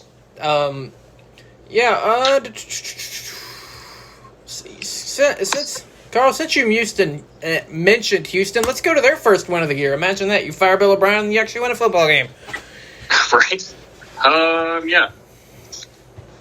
The Houston Texans defeated the Jacksonville. They don't quite know if they want to lose or win games yet. Jaguars. They have no idea what they're doing. The final score is 30-14. I don't remember actually seeing very much of this game, so it must have been just a pretty standard game. I will take the Jacksonville Jaguars if you want to take the Houston Texans. All right, we'll hit it. For Houston, Deshaun Watson, 25 of 35, 360, 3 touchdowns, but 2 interceptions. Houston finally learned how to run the football. Look at that. David Johnson, 17 carries, 96 yards. You mentioned Brandon Cooks. He had himself a game. 8 catches, 161 yards, and a touchdown. Will Fuller and Darren Fells had over 50 yards apiece, and both caught a touchdown. Zach Cunningham continued his ridiculous start. 10 tackles, 1 sack, 2 tackles for loss. And I will throw it over to the Jacksonville Jaguars. Gardner Minshew, 51 for 49. Oh, my God. Oh, no. I didn't even know you had a Minshew jersey. Yes, I do. I got it recently. Halloween, baby. That's what it's going to be. I remember that. You were talking about that at the fantasy draft. Yeah, I remember that now. Growing it out just for this. Okay, so Gardner Minshew, a.k.a. Jordan Taylor. 31 for 49, 301 yards, 2 scores. Didn't turn the ball over, which is very impressive. James Robinson, 13 carries for 48 yards, savior of a lot of fantasy teams this season. Laviska Shenault led the way through the air, 7 catches for 79 yards. You got touchdowns from Colin Johnson and Keelan Cole. And on the defensive side of the ball, Dakota Allen led the way with 7 tackles and 1 tackle for loss. Your leading tackler only has 7 tackles. Yeah. I see why the other team scored 30. Yeah. When it comes to Jacksonville, like Carl said, they don't know what they want to do because here comes Gardner Minshew throwing for 300 yards with not turning the ball over, but the rest of the team just plays like utter crap. I don't know with Jacksonville. They're definitely not going to be in the Trevor Lawrence sweepstakes now because you got the two New York teams fighting it out for that. But I don't know if Minshew continues to play like this, they might do a Jaguars thing and keep him around and try to improve elsewhere. But they're still not good, and Houston's not good either. But I can't believe Deshaun really got extended. He really took an extension to stay there. Yeah. I feel for him. Anyway, you got next week. Have fun, Houston. They face the Red Hot Titans if they can not have another COVID outbreak, that is. Right. And in a excellent game, the Jacksonville Jaguars are hosting the Detroit Lions. Oh God. So I'm pretty sure Jordan will keep wearing that jersey for that game. Yes, go Minshew. Go Minshew. Poor Adam. Oh, poor Adam. Poor Adam. Right. That's a tough one. If we ever think we have it bad, just think of Adam. Yeah. Think about it. Let's go to Washington to see Aaron Donald absolutely dismantle the entirety of that team. Yeah. That was gross. The Rams defeated the football team. That is still so weird to say. 30-10. The Rams have completely swept the NFC East, which is why I need to see them beat an actual team. They go to 4-1. Washington struggled under Kyle Allen, but Alex Smith made his return, and every time he got hit, my heart sunk. Which was a lot. Yes. Which was a lot. Carl, I'll take the football team. You take the Rams. All right. Jared Goff, 21 for 30, 309 yards, 2 touchdowns, and an interception. Got sacked one time. Cam Akers led the way on the ground with 9 carries, 61 yards. Darrell Henderson got a touchdown, as well as Jared Goff getting a rushing touchdown. Through the air, Gerald Everett, 4 catches for 90 yards, led the way. Touchdowns from Robert Woods and Darrell Henderson through the air. Defensively, you were led by Reeder with 11 tackles, 3 sacks, and 2 tackles for a loss. Aaron Donald just, did Aaron Donald things and got 4 sacks. Yeah, for the football team, Kyle Allen. I have nightmares thinking about Kyle Allen. He went 9 of 13 for 74 yards and no touchdowns, and he got his head rocked by Jalen Ramsey. Alex Smith came in 9 of 17 for 37 yards. They only had 38 yards rushing as a team. J.D. McKissick led them in receiving with 46 yards on 6 catches. And Kendall Fuller had an interception. Landon Collins, 10 tackles and 1 tackles for loss. I'd love to see Alex Smith on the field, but, man, it's going to scare me every time that man gets hit. Which will be a lot. My whole thing is I saw a play during this game where, of course, Washington subbed in a 3 tight end set and put 2 guards, a tight end, and a running back on Aaron Donald, and he still got a sack. Yeah. 4 players could not guard Aaron Donald. Best player in the league, my personal opinion.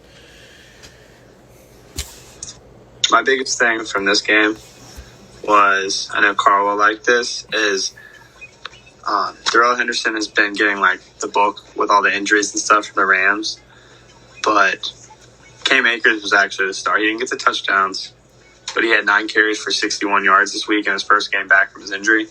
And Sean McVay said after the game that he was going to be moving forward, he's going to be a bigger part of the offense. And we all kind of expected that to be their number 1 back this year. And Henderson just kind of did well with his time, but it's going to be the Cam Akers show the rest of the season. Yeah, I definitely agree with that.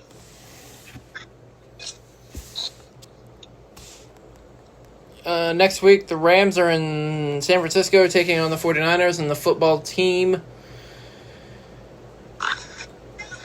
with the Giants. Football team taking on the Giants. Yep. All right, Carl, pick a game we haven't done yet. Let's go to the Dolphins absolutely annihilating the 49ers. Yeah, that was bad. You can take the Dolphins, Ian. I'll do the 49ers. Yeah, before I get into that, I know San Francisco has a lot of injuries, but damn. Starting off, Ryan Fitzpatrick, or Ryan Fitzmagic, in this case, 22 of 28, 350 yards and 3 scores. Myles Gaskin led the way on the ground with 57 yards and a touchdown on 16 carries, and Myles Gaskin fantasy owners can breathe a sigh of relief now that Le'Veon Bell did not sign there. Preston Williams, 4 catches, 106 yards, and a touchdown. Devontae Parker also caught a touchdown. Bobby McCain and Xavier Howard added interceptions.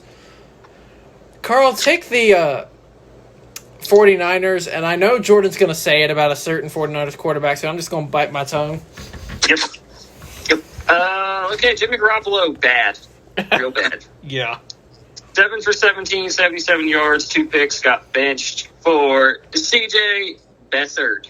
Beathard. Beathard. Okay, Raheem Mostert came back off of his injury with 11 carries for 90 yards. They got a rushing touchdown from Kyle Juszczyk, the fullback. Choose. Through the air, they got 44 yards out of Brandon Ayuk and George Kittle.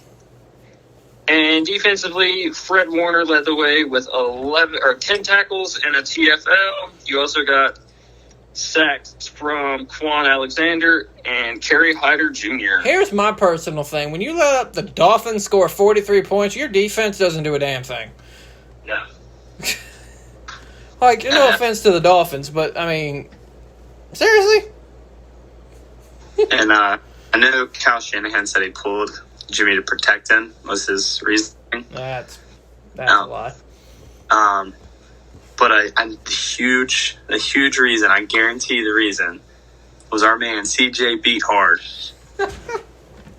CJ Beathard came in the week before and mop up duty when Nick Mullins got benched, and he looked good. I mean, obviously it was against a prevent defense, but he I think went like 13 to 17, had over 100 yards in that game. Relieving Nick Mullins. So I think they legitimately wanted to see how he would do this week. Obviously, they wouldn't have benched Jimmy moving forward, but I think they really wanted to see what they had there with Beathard and coming in. I mean, obviously that game was over anyway, but I really think they wanted to actually look at him because of how well he did the week prior. Otherwise, they probably didn't take Jimmy out. I can agree with that. Next week, Dolphins are hosting the hapless Jets, and the 49ers are hosting the Rams. Let's go to the ass-kicking in Baltimore. Oh, boy. Easily Joe Burrow's worst game as a pro. The Ravens still trying to prove that they can hang with the Chiefs, even though we saw 3 weeks ago that they can't. Oh, boy. Truth. Had a feeling that was coming eventually. Carl's gone. Oh, boy. It's just us. Just us.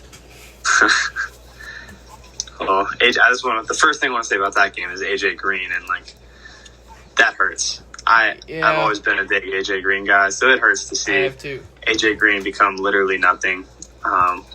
Putting up a goose egg this week in Baltimore, looking like he just was lost on the field. There was one pick Joe Burrow threw that was just AJ Green just didn't even look like he was trying. He didn't even go for the ball. It's sad to see.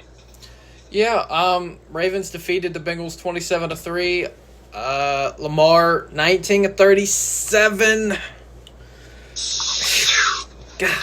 180 yards, 2 scores, 1 pick, 11 carries, 57 yards for Mark Ingram. Hollywood Brown looked good. Mark Andrews looked good. Patrick Queen was on an entirely different planet. Phenomenal. 9 tackles, 1 sack, 1 forced fumble, and 2 fumble recoveries. Defensive Rookie of the Year. There was a lot of turnovers for Cincinnati. Marcus Peters had an interception. He also forced a fumble. Marlon Humphrey forced a fumble. And they got to Burrow 7 times. Jesus. Funny thing is, Joe Burrow still had a better completion percentage than Lamar Jackson. The fact that they made Lamar throw 37 times in that game is just, I don't get that. Yeah, Carl they won that game 27-3, and he threw 39 times. Yeah, Carl and I are on the verge of no quarterback should be throwing more than 40 times. Yeah, and then especially Lamar. Yeah, Lamar of all people. Yeah, Hollywood Brown, 77 yards and a touchdown on 6 catches. Andrews, touchdown, 56 yards, 6 catches. As far as for the Bengals, Joe Burrow, 19 of 30, 183 yards, 1 pick. Joe Mixon had 59 yards on 24 carries. 2.5 yards per carry. Tough. T. Higgins, 4 catches, 62 yards. Burrow fumbled twice. There's not really much positive to say about the Bengals here. They got their ass kicked. Yeah. The Zach Taylor era may be over before we know it. Yeah. Because it just doesn't look good. No. The Baltimore Ravens travel to Philly to take on the Eagles, and the Bengals take on the Colts. Whew. Of course, Carl's not in here for that. Yeah. Down to my favorite team on the planet. Oh, yes, this game. I almost forgot. Yeah. You got this game and then the utter ass-kicking that was Tuesday night. Oh, yes. New Orleans defeated the Chargers 30-27 in overtime. Chargers just can't win close games. Anthony Lynn needs to go. Since the start of 2019, they are 3-13 in one-score games. How do you still have a job? That's what I want to know. Yeah, and not only that, but like it seems like it's always been the Chargers. It's not even just like this era, but like I don't remember when it's been so long since the Chargers could like consistently in games. Like I remember back to Norv Turner, it was the same thing. It's like they cannot finish games. And Carl's favorite little hash cheek, Mr. Phillip Rivers, was a big reason to that in the past, but he's gone and it's still happening because like it's just something in that organization. It just can't win games at the end. Here's the thing. I'll tell you who's not at fault for losing this game. Yes, 100%. Justin Herbert. Yeah. If anybody, Mr. Michael Badgley has to suffer on this one. That Mike Williams catch, it makes me so mad that it's not going to matter. But that Mike Williams catch at the end, that was tough. Because Marvin Bagley... That was a great throw and catch. Great play. As far as the Chargers go, Justin Herbert, 20 of 34, 264, and 4 scores in his first primetime game. Clutch. Chargers have found themselves a quarterback. Yeah. Got Justin Jackson, 15 carries, 71 yards. Mike Williams, as you mentioned, 5 catches, 109, and 2 scores, even though their kicker literally screwed up one of the best catches I've ever seen. Yeah, he just such a good one. Keenan Allen added a touchdown before he went out with an injury. Hunter Henry also a touchdown. Nasir Adderley, interception. Kaiser White, former UVA Cavalier, 15 tackles. As far as for the lovely Saints, Lord. You hear me all right? Yeah, I got you. Drew Brees, 33 of 47, 325, 1 touchdown, 1 pick. Alvin Kamara, 11 carries, 45 yards, 8 catches, 74 yards. Typical Kamara night. So, one thing, this might be a little hot take in the Saints action right here. I don't really know if Marshawn Lattimore is that good. He's not. Yeah, like, he's always talked about as such, like, so good. And it's like, I swear every big moment when someone needs to play and they go at him, he just doesn't really prevail. Yeah. I mean, he held Mike Evans earlier in the year to 1 catch and 5 yards or whatever. But that, like, Mike Evans wasn't healthy that game, first off. But, like that game, like, everyone knew, like, even the announcer knew, they're going at Mike Williams here. What do? They throw a triple coverage. Mike Williams comes down with the ball. Like, it's just, like, every time, I have all these pictures in my head of Marshawn Lattimore getting beat and just bodied on catches. Yep. Like, I know, like, Thielen in the NFC Championship game a few years ago, I remember, Marshawn Lattimore was all over him. He just couldn't stop him. Mike Williams here, there's plenty of, like, things. I mean, he's obviously good. It's just not. He's not. I don't really think he's that top tier corner. They were led by Emmanuel Sanders with 122 yards on 12 catches. Their other receiver was in the news, but he's a crybaby, and we don't talk about him here. Yeah, me and yours favorite player. I despise Michael Thomas. Yeah. So does Chauncey Gardner-Johnson. Best receiver in the league, my ass. Jared Cook caught the lone touchdown pass from Breeze. Cameron Jordan, who I will respect because he's a damn good football player, 10 tackles, half sack, 2 tackles for loss. And no one to talk about for next week because they're both on bye weeks. Oh, fun.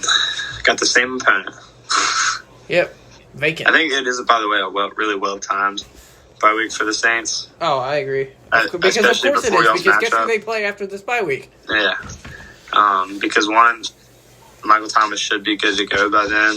I mean, And maybe depends that if he fixes doesn't their punch another offense. teammate.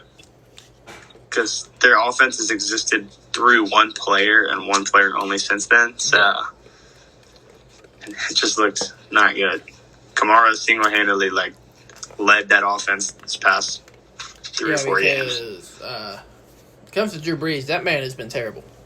Yeah, Drew's not look good. And I was telling you and Carl the other day, it's very reminiscent of how I feel like that last Peyton year was. Yeah. It's his arm obviously isn't there. I mean, it's really sad to watch because you almost believe that team would be better with somebody else at quarterback, and it's that's just wild to think. But as I've said, that Broncos team, at least they had Brock Osweiler who could actually throw the ball and Taysom Hill.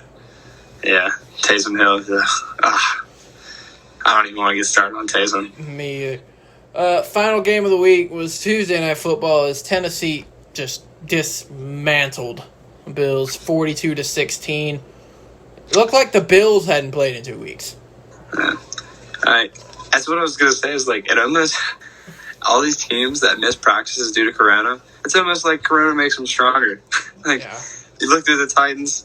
The Titans came out without legally practicing because they definitely practiced within the last 2 weeks. Yeah. Even though it wasn't legally allowed. But they came out and just dominated. A few teams in the past, when they missed the whole week due to practice because of COVID things, they came out and played good. It's kind of weird because I definitely expected this game to be the opposite. I was expecting the Bills to come out and just destroy it. As far as for the Bills, Josh Allen, he looked human. Yeah, 26 41, 263, 2 scores, 2 interceptions. TJ Yeldon apparently still exists. He is apparently in that backfield, very hidden behind Singletary and Moss. 7 carries for 52 yards. Stephon Diggs, why do I have in here saying 19 catches? 9 catches for 106 yards.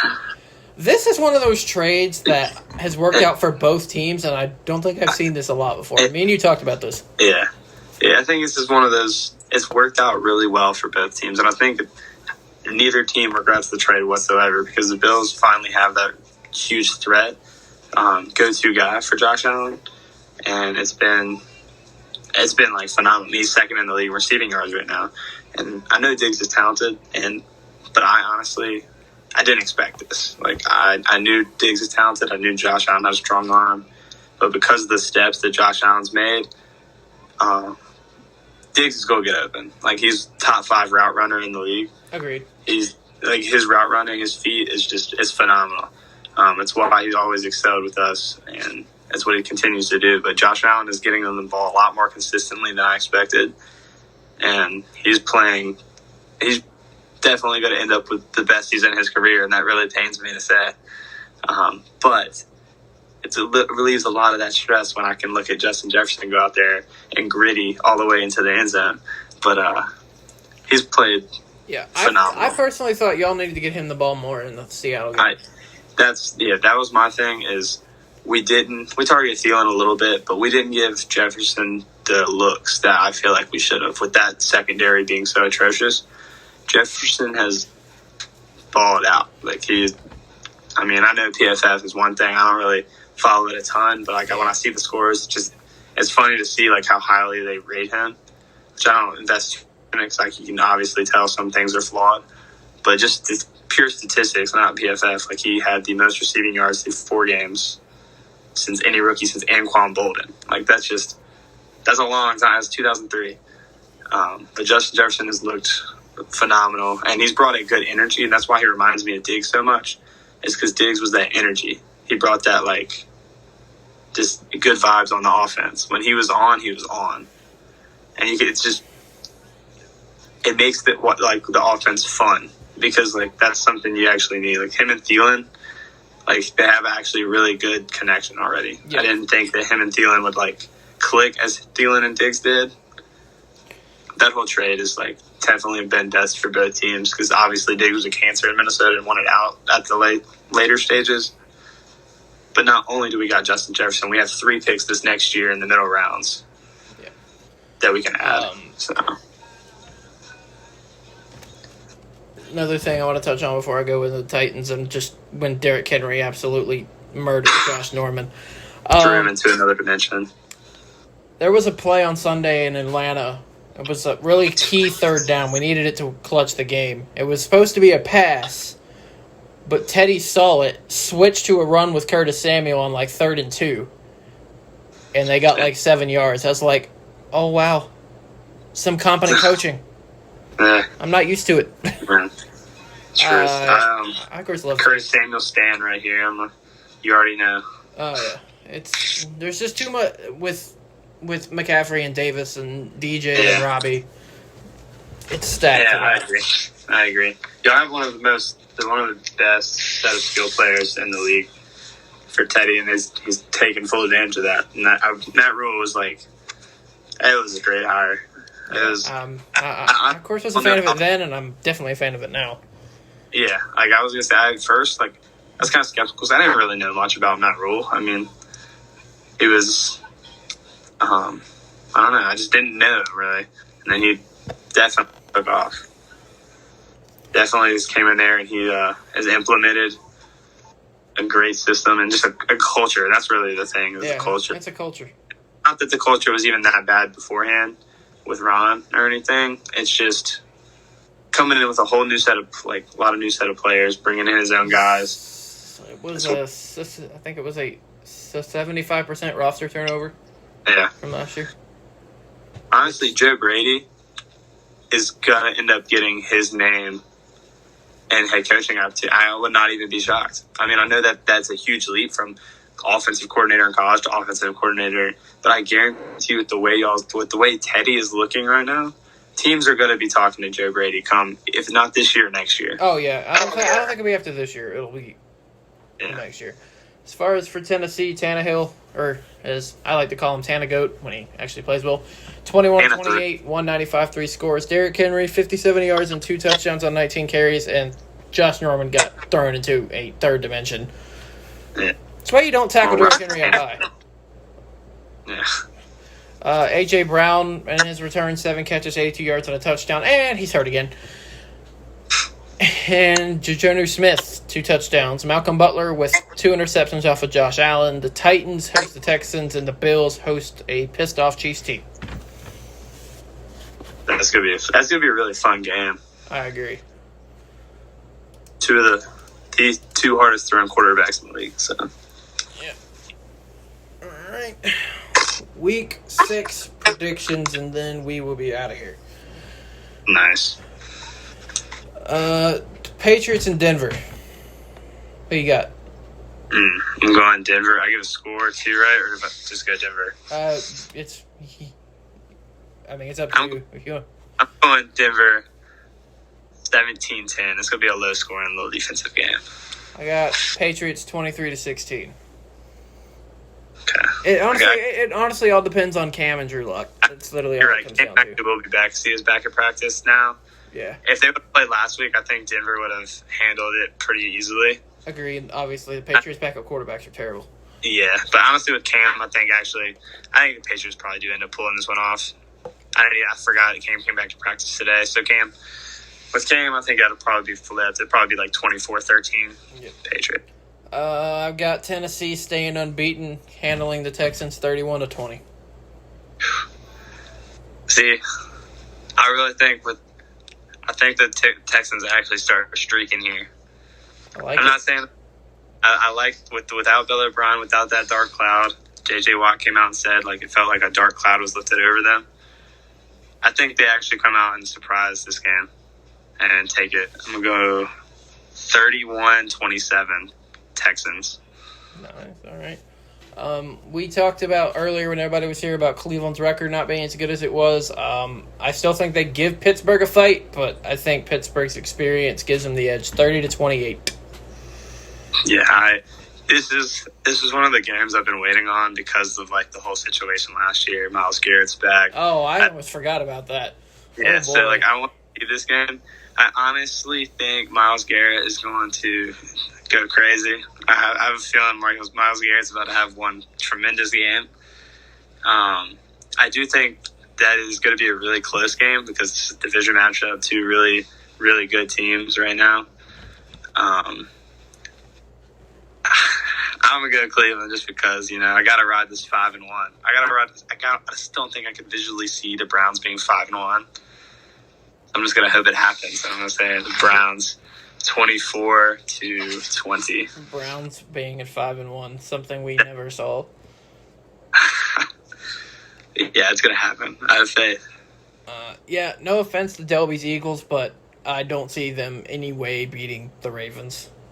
38-17 Baltimore.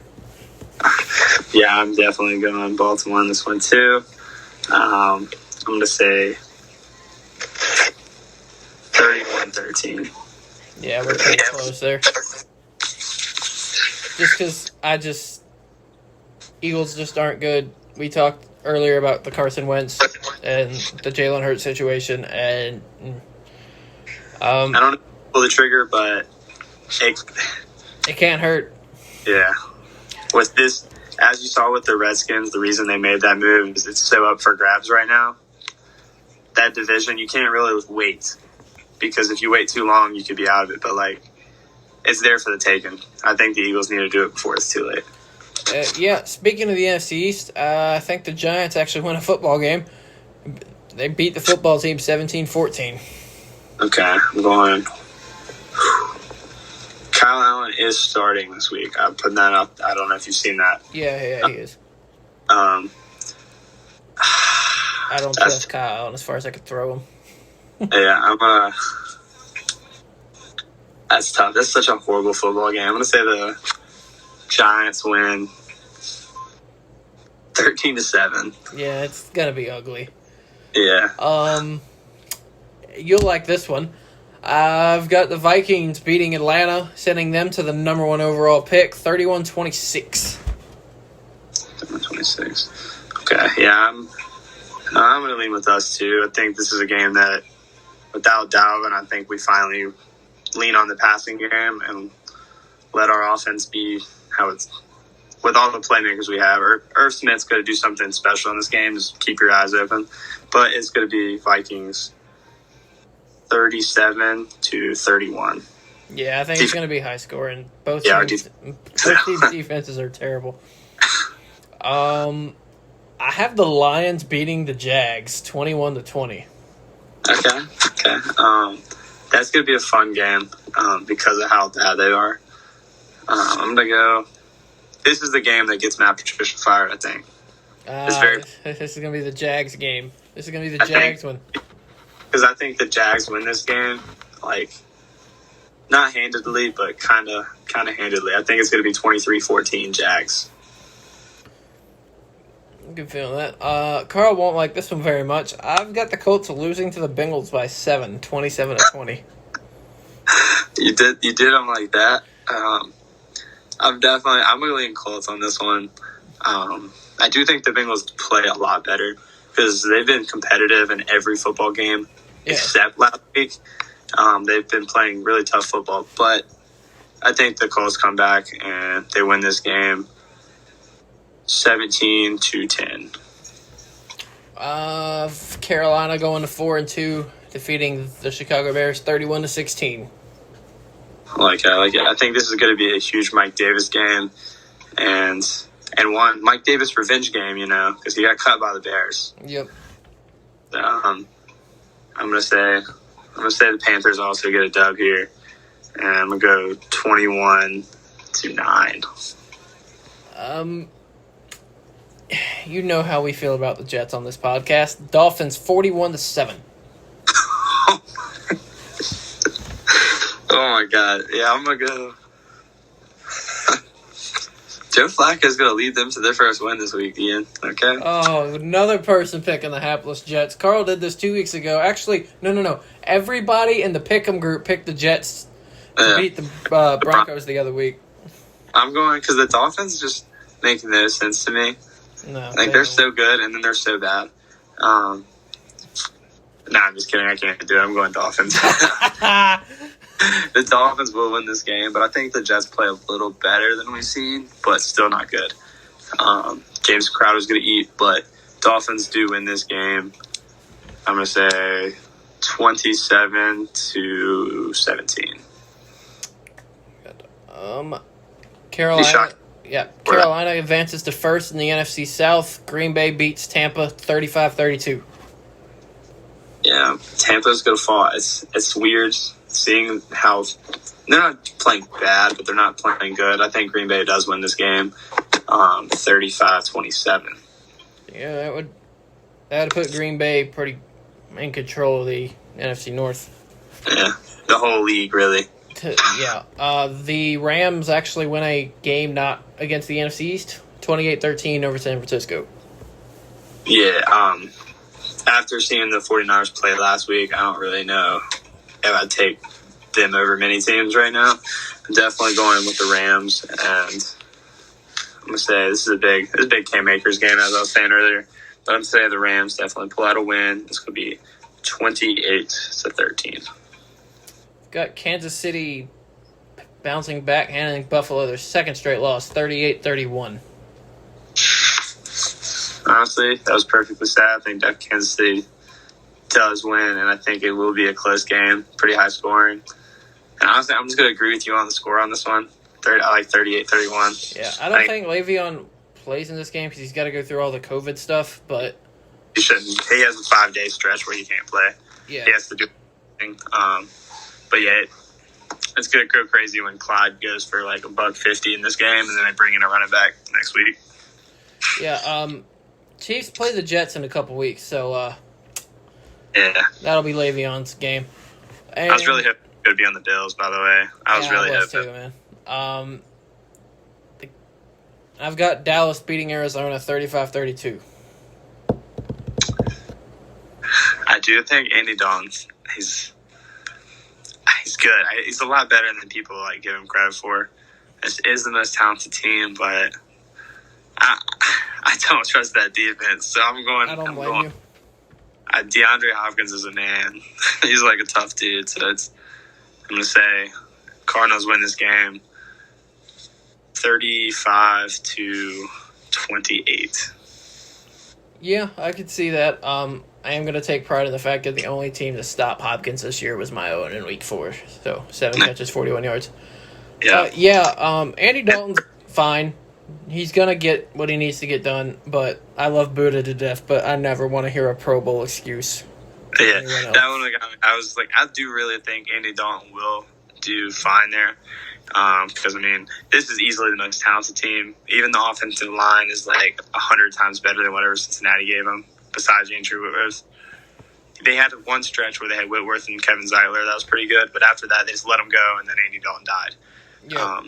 But I do think he can play really good football. And I don't think people are underestimating how good Andy Dalton did do. Yeah, like I said, the Bengals of all teams. Took him to the playoffs with a good receiving core, but definitely not as good as this. No, nowhere near as good as Dallas is. Not to mention you have Zeke behind you. Yeah. So, not Jeremy Hill. Yeah, Zeke and CD and Cooper and Gallup and Dalton Schultz. Yeah. It's a really good offense. He's going to make a lot of money, I think. Oh, yeah.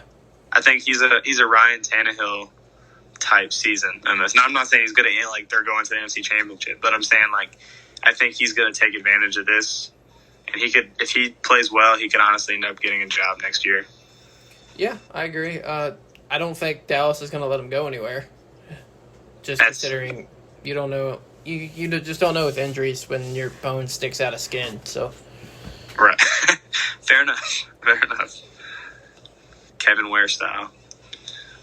Yeah, but I don't even know who's on bye weeks. The Chargers are there, Saints are there, Raiders are there. Yeah, I'm trying to think.